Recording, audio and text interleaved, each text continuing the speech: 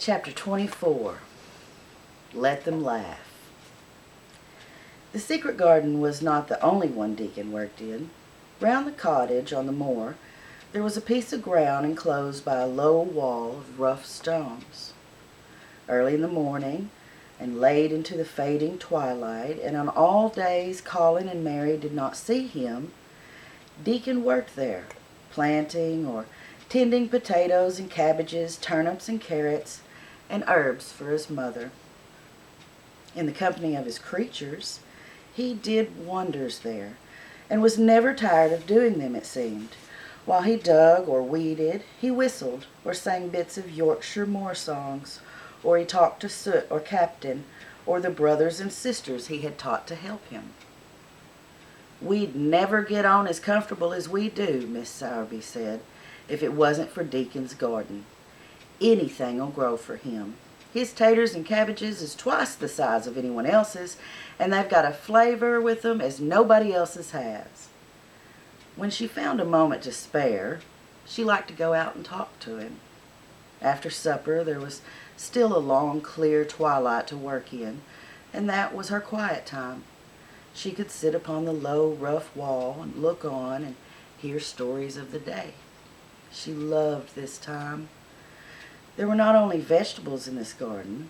Deacon had bought penny packages of flower seeds now and then, and sown bright, sweet-scented things among gooseberry bushes and even cabbages, and he grew borders of mignonette and pinks and pansies, and things whose seeds he could save year after year, or whose roots would bloom each spring and spread into fine clumps. The low wall was one of the prettiest things in Yorkshire, because he had tucked moorland foxgrove into every crevice, until only here and there glimpses of the stones were to be seen. "All a chap's got to do to make 'em thrive, Mother," he would say, "is to be friends with 'em for sure. They're just like the creatures. If they're thirsty, give 'em a drink, and if they're hungry, give 'em a bit of food. They want to live same as we do. If they died, I should feel as if I had been a bad lad somehow and had treated 'em heartless." It was in these twilight hours that Miss Sowersby learned of all that had happened at Misselthwaite Manor. At first, she was only told that Master Colin had taken a fancy to going out into the grounds with Miss Mary, and that it was doing him good. But it was not long before it was agreed between the two children that Deacon's mother might come into the secret with them. Somehow it was not doubted that she was safe for sure.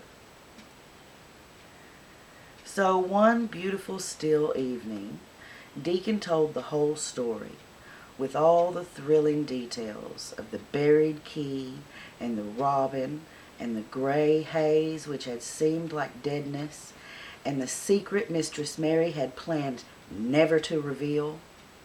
The coming of Deacon and how it had been told to him, the doubt of Mr. Colin, and the final drama of his introduction to the hidden domain, combined with the incident of Ben Weatherstaff's angry face peering over the wall and Master Colin's sudden indignant strength, made Miss Sowersby's nice-looking face quite change color several times.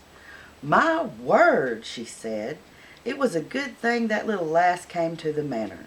It's been the making of her and the saving of him. Standing on his feet, and us all thinking he was a poor half-witted lad with not a straight bone in him." She asked a great many questions, and her blue eyes were full of deep thinking. "What do they make of it at the manor, him being so well and cheerful and never complaining?" she inquired. "Well, but they don't quite know what to make of it," answered Deacon. "For every day as comes round his face looks different. It's filling out and it doesn't look so sharp, and the waxy color is going. But he has to do his bit of complaining," he said with a highly entertained grin. "What for, in mercy's name?" asked Miss Sowersby. Deacon chuckled. "He does it to keep 'em from guessing what's happening.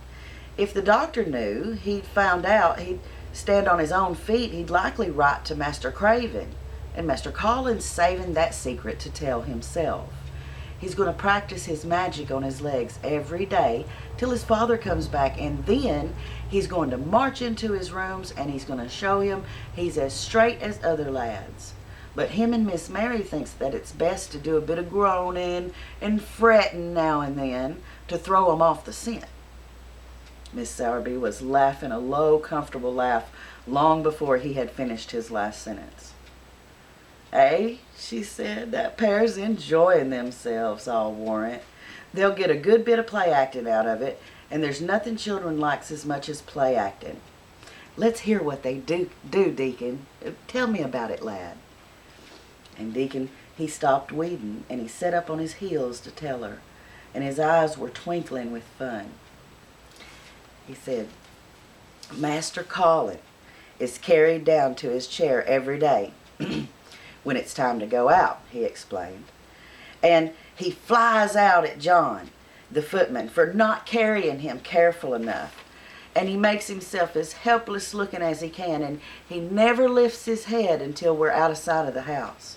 Oh, and he grunts, and he frets a good bit when he's being settled into his chair. Him and Miss Mary both got to it, enjoying it. And he groans and he complains, and she'll say, 'Oh, poor Colin, does it hurt you so much? Are you so very weak as that? Poor Colin.' But the trouble is that sometimes they can scarce keep from busting out laughing.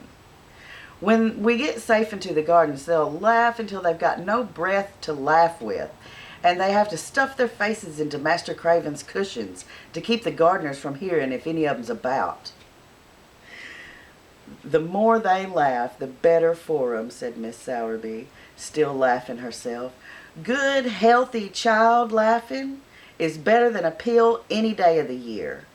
That pair'll plump up for sure." "Oh, they are plumping up," said Deacon. "They're that hungry they don't know how to get enough to eat without making talk. Master Colin says if he keeps sending for more food, they won't believe he's an invalid at all. And Miss Mary says she'll let him eat her share, but she says that if she goes hungry, then she'll get thin, and they both mun get fat at once." Miss Sowersby laughed so heartily at this revelation that she quite rocked backwards and forward in her blue cloak, and Deacon laughed with her. "Well, I'll tell thee what, lad," Miss Sowerby said when she could speak. "I've thought of a way to help 'em. When thou goes to 'em in the morning, thou should take a pail of good new milk, and I'll bake 'em a crusty cottage loaf or some buns with currants in 'em, the same as you children like. Nothing so good as fresh milk and bread. And then they could take the edge off of their hunger while they're there at the garden, and the fine food that they get indoors would polish off the corners." "Eh, mother," said Deacon admiringly, "what a wonder thou art! Thou always seeing a way out of things. They was quite in a pother yesterday. They didn't see how they was going to manage without ordering up more food, and they felt that empty inside. They're two young'uns, and they're growing fast, and health is coming back to 'em. Children like that feels like young wolves, and food is flesh and blood to 'em," said Miss Sowerby. Then she smiled at Deacon's own curving smile. "Eh, but they're enjoying themselves for sure," she said. And she was quite right. The comfortable, wonderful mother creature, and she would never be more than so when she said that they loved their play acting, and it would be their joy. Colin and Mary found it one of their most thrilling sources of entertainment. The idea of protecting themselves from suspicion had been unconsciously suggested to them first by the puzzled nurse, and then by Dr. Craven himself. "Your appetite is improving very much, Master Colin," the nurse had said one day. "You used to eat nothing, and so many things disagreed with you."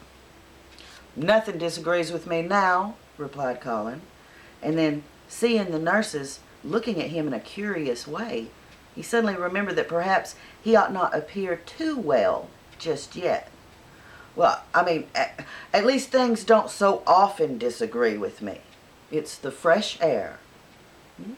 "Perhaps it is," said the nurse, still looking at him with a mystified expression. "But I must talk to Dr. Craven about it."